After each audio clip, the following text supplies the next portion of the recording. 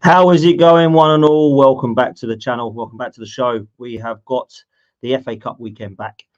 Big up to you all. Hope you're looking forward to the weekend. And I hope you're going to be sat down, chilling out, watching football, attending football, or of course, just sitting in front of the TV and chilling. Listen, this is going to be a big weekend for Arsenal Football Club, so I thought I'd do a little bit of a preview. If you didn't see last night's show, I had myself with Sam, Goonie, Don, we had Aaron on as well, all talking about the weekend's action, and it got very heated as it normally does. So make sure you go check that one out, people. It was a good laugh as ever.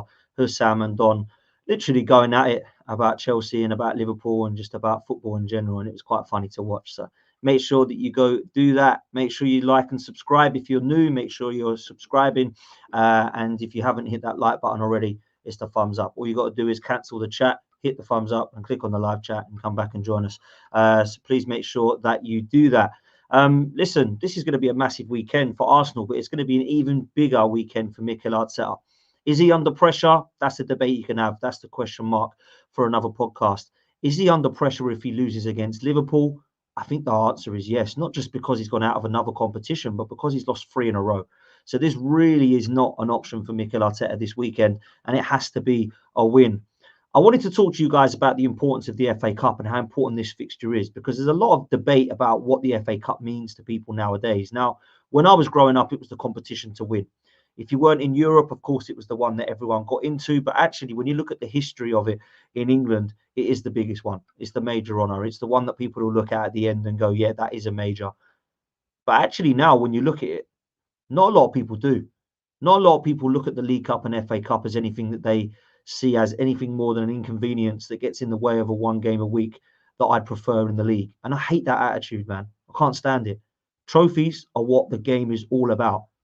It's why I was devastated to go out the Carabao Cup. It's why I've been devastated to go out the Carabao Cup every year for the last 30. It's why I've been devastated that we haven't won that League Cup for since 1993. It's why I've been devastated every time we go out of the FA Cup. So for me, the domestic trophies are massive.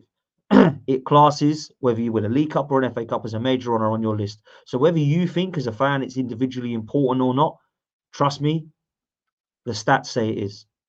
So when I hear, oh, well, we might make some changes at the weekend, no. It's Liverpool. They're an unbelievably good side. They score goals. They've got the best defensive record. They're top of the league. Right now, they're the hardest team to beat, and we've got them at the weekend.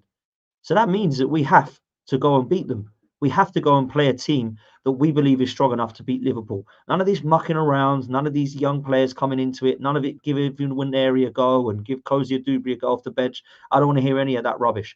For me, play your strongest team because Liverpool will. Now, there's going to be some players out, right? There's going to be players out. We know that from both sides. We know that Liverpool are missing Salah. We know that Liverpool are missing Szoboszlai, and we know that Liverpool are missing Endo. So their midfield can be got at. Yeah, their midfield 100% can be got at. I actually look at our midfield and their midfield and think it's stronger anyway, but it's even stronger now when they've got players out. I imagine they will probably play Gravenberch and Curtis Jones in their midfield. Maybe Harvey Elliott will get a go. You know, Salah is out. Who's going to play on that right-hand side? Is it going to be Jota on the right, Nunez through the middle, and Diaz on the left? We'll soon find out. I don't know Liverpool's situation and who's been looking better in training and who's done what. All I know is that the names I've said will probably all be playing, and we need to make sure that we match that and better it. So for me, when I look at the opportunity for Arsenal, Liverpool without Salah, probably their best player. Well, he is their best player. Him and Trent, for me, their best players. Alisson in goal also. So we know Alisson's going to play in goal. We probably know that Gomez is going to be at left back. We know Trent will play. Probably going to be Kouyate and Van Dijk, I imagine, at the back. The midfield is going to be a bit mixed, but I imagine it will be, as I said, with Curtis Jones in there. I imagine it will be Gravenberch in there. I imagine it will be Harvey Elliott, unless I've missed somebody. And then, of course, the front three will be Jota, Diaz, and Nunez. So what do Arsenal do? What do Arsenal do? Ramsdale plays in goal because he's the cup goalkeeper. Whether you want to have a debate about that or not is up to you. But for me, Aaron Ramsdale comes in. And I think we've got options at the back. We could either do a madness and play 3 at the back and go with wing backs and play, let's say, Cedric and Saka as wing backs with White, Saliba and Gabriel as a back 3. or we stick to our back four and Zinchenko passes his fitness test and we have White, Saliba, Gabriel, Zinchenko, or we play Kivior if Zinchenko's not fit. They're the three options for me.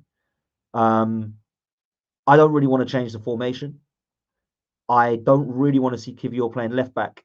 So therefore, I'm praying, believe it or not, that Zinchenko is fit. Now, Zinchenko's not actually going up against Salah this time. So as much as he will have to be defending at his best, he won't have Salah to think about and cause him nightmares.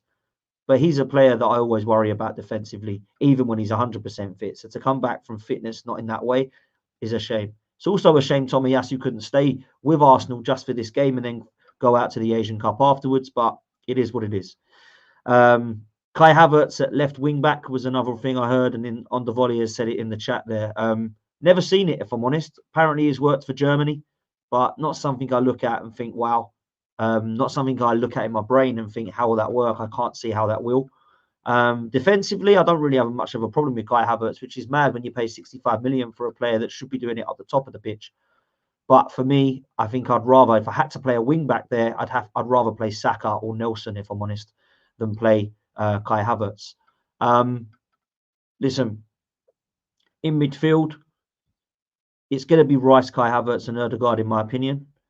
But there is obviously some options there. Jorginho could come in. We haven't seen him for a while, and try and calm it down, keep the pace of the play going, keep the ball moving. Great passing ability from Jorginho at times that we see. That could be an option. The other option is, of course, to not play Kai Havertz and play something like Emil Smith-Rowe in there. But he hasn't really been favoured by Mikel Arteta. And across the front three, it has to be our front three, which of course is Saka, Martinelli, and Jesus. And if you are going to put Saka out of position, you play Trossard there. So I feel like we haven't got much options, if I'm honest. We haven't got much options from the bench. We've got Reece Nelson, Eddie Nketiah, Emil Smith-Rowe. None of them really scare Liverpool, if I'm honest. And you can say, I suppose, Liverpool are in the same position. They don't really have anybody other than maybe Cody Gakpo that can come on and cause some problems. And if one of Jones or Elliott doesn't start, then they can come on and cause. I think Harvey Elliott's been a really good impact sub for Liverpool, to be fair, the last couple of games that I've seen. But again, they don't have anybody scary. It's not like the days where Arsenal have been flinging on players that you think, whoa, he's on the bench. And Liverpool, likewise, used to be able to do that. It's going to be a close game. I don't think it's going to be a 4-3 or a 3-2 like some are predicting, personally. I am going to give my score prediction at the end. But I do think that there's going to be an opportunity for us to actually have a right go at Liverpool. And we could have beaten them at Anfield, but they could have beaten us. I think it's going to be similar. It can go either way. But let me tell you this now. Yes, I would take a replay if it meant that we're still in the competition, but I really don't want one.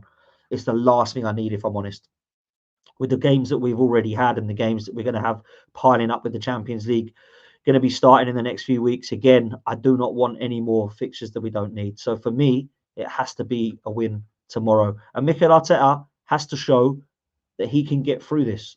He has to show that when the pressure's on, he comes through it. And he's done that before. He's done that before in his defence, right?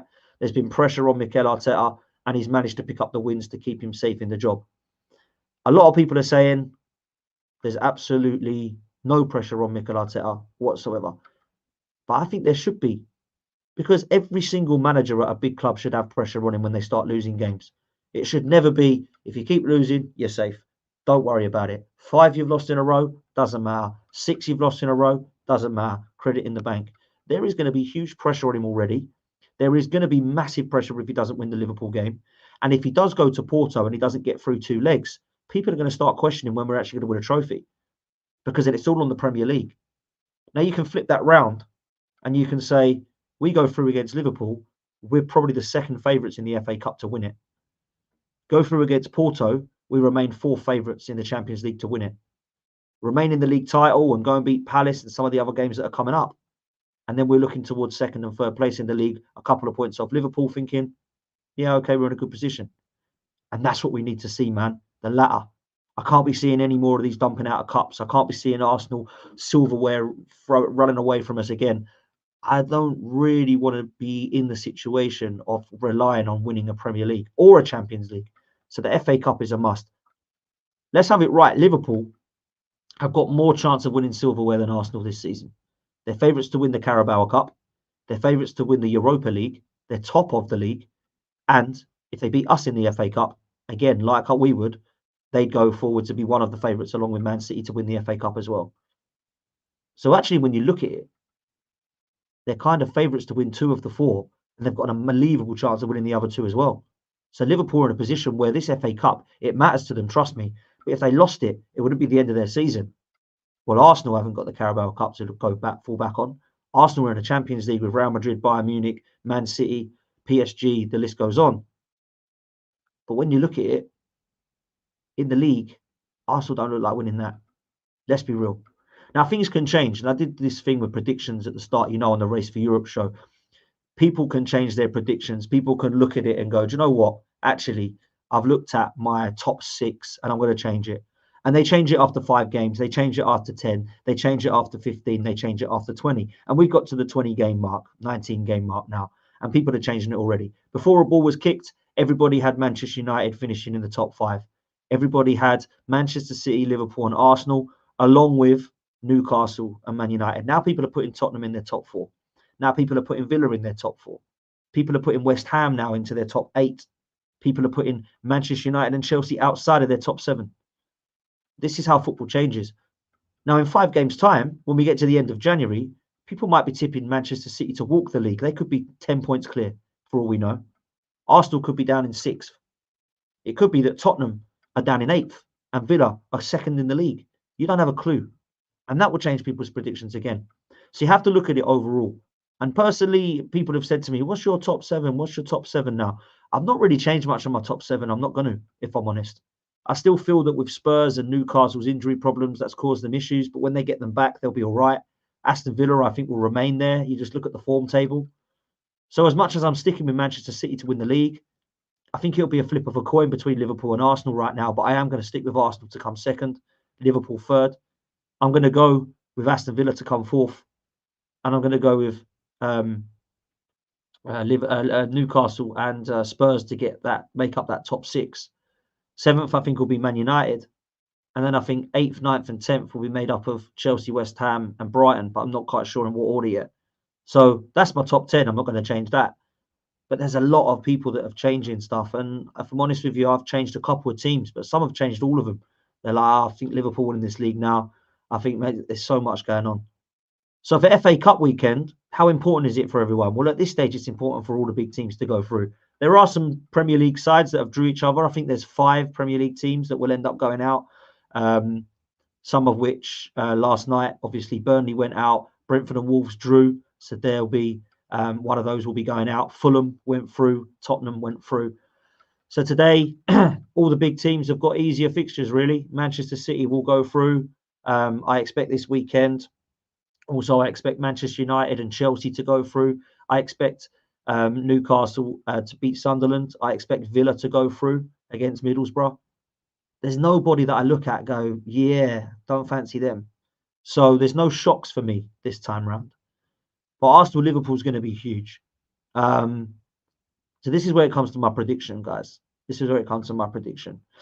Let me know your predictions in the chat. I'm really interested to know what you think for tomorrow's game, because I do think it's going to be tighter. Some people are saying 4-3s, 3-3s, 3-2s, replays. Some have said boring 0-0s or 1-1s, and it will go to a replay. Where are you at? Because there's a lot of difference there. Some people, in my opinion, means no one actually knows how this game's going to go. Are we going to be really tight? Are we going to set up in a lower block? Are we going to have more control? Are Liverpool going to go gung-ho? I think both teams will score. Unfortunately for Arsenal, though, I do think we're going to go out. I do. I just don't have the confidence at the moment in the team. I think this is a really good time to play Arsenal. Really good time. And probably a bad time to play Liverpool. A team that are in form, a team that can score goals, a team that can hurt you. And unfortunately, I do think Liverpool are going to hurt us. I've gone for a 2-1 Liverpool winning all of my predictions. I'm not going to change that. I do think that Liverpool will end up beating us 2-1 and we'll go out of the FA Cup. And there's severe pressure on Mikel Arteta to win us the Champions League or the Premier League then. And that is massive pressure. And I think for me, people will go, oh, you just want to jump on the manager and sack him now. No, I don't. If there's context as to how he went out against competition in the Champions League and how we lose the league, then of course there's potential for him to keep his job. If he takes Manchester City, and it might be even 3 of us, to the last game of the season in the Premier League and we end up not winning it, fair play. If we get to the semi-final or final of a Champions League and we go out to Real Madrid or even Man City, I don't sack the manager. Now, there are some ruthless people like the League Gunners of the world and North Sides of the world that have been on the channel and said, I want him gone if you don't win a trophy. And do you know what? I've said that as well. I have. But there's context as to how you don't win those trophies. If we gone out to West Ham in the League Cup, we go out in the first round of the FA Cup, Liverpool, we lose to Porto and we come fourth. Goodbye. There's absolutely no keeping you. For real, that is a failure of a season. But if we can manage to get to the last game of the season, we miss out on the title and we miss out on the Champions League final, I'm going to be a little bit less harsh on him because I feel he's put us in the position to really give it a good go. But some people would say that's not enough. And do you know what? Fair play. There's other people that said, what about if Mikel Arteta finishes in the top 4, but we win the FA Cup? I'm not so sure the FA Cup saves him because we've spent £700 million to win a title, not to get top 4. And if you allow for Liverpool, Man City and another team to outjump you, after spending £200 million more to that team, you don't deserve to keep the job. And that's just the real honest truth. A lot of people will sit there and say that's harsh. Maybe it is harsh, but you know what? This is football. And this is Arsenal Football Club, not Wigan Athletic. You don't give people sentimental value just because you think they did half a good job. You go and win. And if your CV says I win, I'll have you at my club. Personally, I feel if somebody says to me, oh, if Arteta's going, who are you going to get? What, is there no other manager out there that can manage Arsenal? Is he the only one? I hate that. That notion that he is literally the only one and we can't do any better and they sing songs about it. There's nobody better than Mikel Arteta. Do me a favour. Yes, there is. Yeah? Yes, there is. There is a lot of managers better than Mikel Arteta. This guy's been managing for 4 years, not 40 like some. So when I look at the CVs of people like Jose Mourinho, Antonio Conte, Diego Simeone, Carlo Ancelotti, are you telling me Pep, Klopp, they're not better than Mikel Arteta? Come on, man. There's 6 managers there that are. Can we get any of them? Would we want any of them? That's a different question. For me, there's 2 there that I'd want. Diego Simeone and Carlo Ancelotti are 2 that I'd want. And if it went wrong for them 2, I'd be on this podcast explaining why I would like them to be sacked too. That's just football. It's the way it is. You don't hold on to managers for too long just because you feel like that is the only option you've got and there's nobody better. That's why we held on to Wenger for too long. So for me, when you look at what this ownership have done, they've not really done well with sacking managers. Yeah, they've got Wenger. They kept him for too long.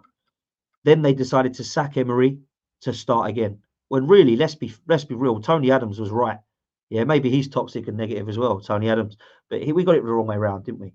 Yeah, Mikel Arteta could have done everything that he's done now in the first 4 years, and then Emery could have gone and taken over and taken us to the title. That's what could have happened. Now, some people will say that Unai Emery's not up for the case either, and maybe he's not. But for me, when you look at a CV and it says, I am Diego Simeone and I win this. I am Don Carlo and I win this. Conte, Mourinho, Pep, Klopp, the list goes on. That's when I'm looking at it going, do you know what? They're the type of managers I want on my club because they win things. Now, let's not get it twisted. Diego Simeone is actually on under pressure as well, you know, because he hasn't won anything for a while at Atletico Madrid. And I understand he's had to build 4 things again and he's decided to stay there long enough to have to build a different generation of play. But he's under pressure to win. Of course he is. Of course he is. Maybe he's taken them as far as he can go. He's been there for how long? Over a decade now. So for me, you look at it, there's definitely enough managers out there that would 100% be able to take Arsenal Football Club forward one day after we make it Arteta. But let's hope that we don't need to do that. Let's hope we win tomorrow. Let's hope we go for it. I'm going for a 2-1 win to Liverpool, unfortunately, because I'm just not confident at all. And I think Liverpool have definitely got enough to hurt us. Arsenal have 2, but our front 3 are going to be key. Jesus, Martinelli, and Saka. They need to be on it. Ødegaard, he needs to be on it. Rice needs to pick up the form that he's been in for most of this season, not the last 2 games. We need a defensive stability from Gabriel and Saliba, like in the game at Anfield. They can do it at Anfield, they can do it at the Emirates. We concede at the Emirates, we do. I don't know why we do, but we always do. We need to stop that, man. Can't be having that. I cannot be having us conceding at the Emirates. It's crazy. We always do. Ben White, raise your game, son. Ramsdale, this is your chance. This is your chance. Let's take a question here from Nando. Big up, Nando. It says, Dan, are the owners allowed to give more money by the rules? The FFP thing is something I'm not a specialist on. But as far as I'm aware, if the Cronkies have got the money, of course they can. FFP, I believe, I've been told that we're minted. If you look at what we have spent in the last few years, it would suggest that we are minted. There's only 4 teams that have spent more than Arsenal since 2012. Basically, the majority of the Cronkies era. It's Man United, PSG, Chelsea, and there's one more, and I've forgotten who it is now. Or maybe it is only them 3, actually. Maybe it is only them 3. Well, it might be Barcelona, but I need to look at it again. But I saw it today. There was only 3 teams. So when people say to me, we're not Real Madrid, we spend more than them. We're not Bayern Munich, we spend more than them. Why are we not? There's only PSG, Chelsea, and City. I think, Chelsea and United. That is it. They're the only 3. So PSG, Chelsea, and United, yeah, they should be ahead of us because they spend more, but they're not.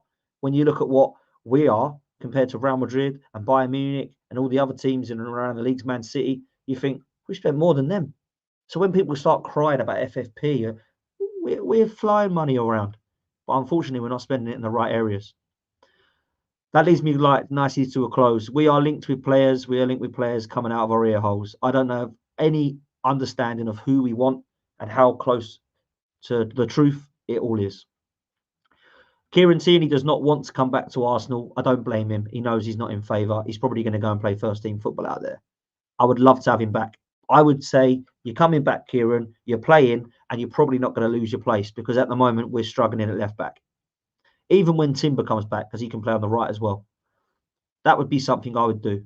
The goalkeeping situation, just keep it now. Don't go and sell Ramsdale because we literally have Cole Hine in goal for it if Raya gets injured. Don't want to risk that. So you keep your goalkeepers. When you bring Kieran Tierney back, you still need a right-sided centre-back. Diamande from Sporting Lisbon would be my first choice option. Joachim Andersen from Palace, if he was available for money, then of course I would go for him. Inacio is more of a left-footed centre-back, one that we're linked with from Sporting Lisbon. He's got a £50 million release clause though, and I'm not so sure what's happening with Jacob Kivior, so if he was to go, then perhaps we'd look to get somebody in like that. In midfield, it's a mess. Jorginho and El Nini are still here, and they're not good enough to back up Partey, who is still injured. So that holding midfield position needs to be held down, and I think Zubamendi is the guy that we're looking at. He'd be a good player, but I'm more interested in what box-to-box midfielders come into Arsenal next. So I would like Zubamendi, but I'd also like Yusuf Fofana from Monaco. I think he is a guy that would be a beastie on my midfield, up and down, box-to-box. I think he's got a release clause of around 43, but I might be wrong. He's only got 1 year left or 18 months left. So he'd be a player I'd definitely look out, or Kefren Turam. They're the sort of players I think we need to help Declan Rice out, who's doing it all on his own at the moment. Creative midfielder is definitely an issue after Ødegaard, but at the moment we've got so many of them there, we're not going to go and get another one. Vieira, injured. Smith Rowe, can't keep fit. Havertz, not really for me. Right midfield is an issue. Pedro Neto would be one. Michael Elise would be another. But they need to come in to help Saka out because he's literally on his own out there. Martinelli and Trossard's fine on the left, but up top after Jesus, Eddie's not the guy. So there's a lot of positions. Thoughts on Onana, Jake says in the chat. I like him, but from what I spoke to Connor about on the channel, who's an Everton rep, he said that Onana is not good going forward and shooting. He is literally just somebody in midfield that can break up play. I think we can do better than that. So for me, I think, as I say, a right-sided centre-back. If you get rid of Kivior, you're a left-sided centre-back. Sort out the left-back role.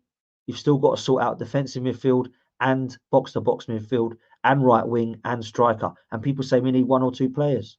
Come on, man. Everybody knows. It's fair if you want to keep the players you've got. But you need to upgrade on Nelson. You need to upgrade on Eddie. You need to upgrade on Vieira. Upgrade on Jorginho. Allow for someone to help Rice. Allow for someone to help Saliba. That's 6 positions. And then sort out your fullback problem. That's 7. Yeah? So when people say to me, we don't need this issue, we don't need this issue. Yeah. We got a lot of them. It's only a striker we need. It's only a defender we need. It's only a midfielder we need. No. I will finish on this. Mikel Arteta has said that we're probably not going to sign anyone. Bullshit. He's going to say that. It is absolutely nothing gospel what he's saying. Never believe what he says in press conferences anyway, because he talks a lot of rubbish. But actually, when you look at it, we will be signing players. There is no way that Arsenal believe this squad is good enough to go and win a couple of trophies, or at least one. No way. They can't be that deluded. They cannot be that deluded to think this squad's good enough. We need a striker. Okay, I don't think we're getting one of those, but I certainly expect us to get a centre half and a defender in, or a fullback and a defender in. That's what I expect. Sorry, a fullback and a midfielder in. Because for me, you can't sit there and tell me, right, that you can't. It sounds harsh, but you can't sit there and tell me that you're going to win the league with Nelson and Eddie and El Neni and Jorginho and Kivior. It ain't going to happen, guys. It isn't going to happen. Like, let's just be real. Let's just take the glasses off a minute and go, right, if I'm a Man United fan or a Chelsea fan, I'm in the mud right now. But who do I think is going to win the league? Not Eddie and Nketiah, Nelson, Vieira, Smith Rowe, Jorginho, El Neni, those guys. But definitely Man City or Liverpool, because their squad's looking a lot better. Let's be real. Let's be real. We just need to be. So I'm just saying it how it is. Tomorrow, play the strongest team. No kids, no rotation. Go all out for it. Make sure you get the win. Stay in this competition. Go on to win it. I want number 15 in terms of FA Cups. So that's where I'm at. I'm not accepting going out tomorrow. I'm not saying that if we go out and it's a really good game that you can't lose to Liverpool, because you can, but I won't be accepting it. I also won't be accepting it if he does dare to throw it away by rotating. They're the ones that should be rotating more than us. They've got the game after us against Fulham in the other cup. So no excuses. They've got no Salah. They've got no Szoboszlai. They've got no Endo.